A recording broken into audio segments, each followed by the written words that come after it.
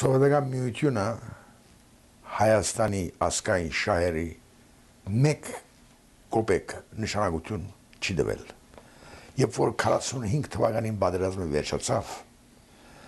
Սովետական միությունը ուզում էր Թուրքիա ներխուժել, որը ուզում էր մտնել միջագրական ձով։ Չրչիլը բան ասել են, որ դու մեր գլուխը մի օրացրի, դու ուզում ես իջնես միջագրական ձով, որով քո Peter the Great, Peter մեծն Peter-ը նույնիսկ այդ ցանկությունը ուներ, որ Ռուսաստանը պետք է միջագրական մտնի։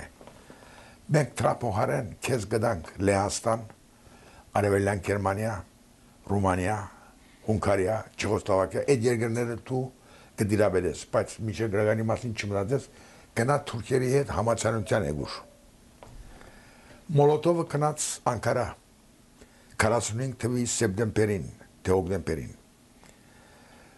Եվ Անկարային հայտարարություն արեց։ Բացարձակ հայտարարություն, ես Բեյրութում էդի կարտացել եմ թերթի մեջ, որ Սովետական միությունը հողային, տարածքային ոչ մեկ բան չունի Թուրքիայեն։ Ի փոխարեն Թուրքիան խոստացավ Սովետական միության նավադորմերին քաղաքացիական եւ զինվորական ազատ երկտալ Բոսֆորեն եւ Դարդաներեն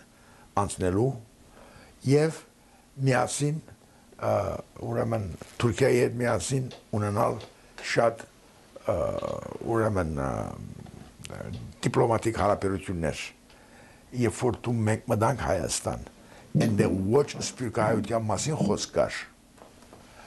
ոչ հողերի մասին խոսք կար, ոչ մի բան։ Եկերես գնա, եթե կարող ես ուտելիք գտնես, գեր գլուխդ բահիր մի տեղ, բոլորովին այնքան հակադարձ հասկացողություններ էին, այնքան հակադարձ, որ բայց Սովետի համար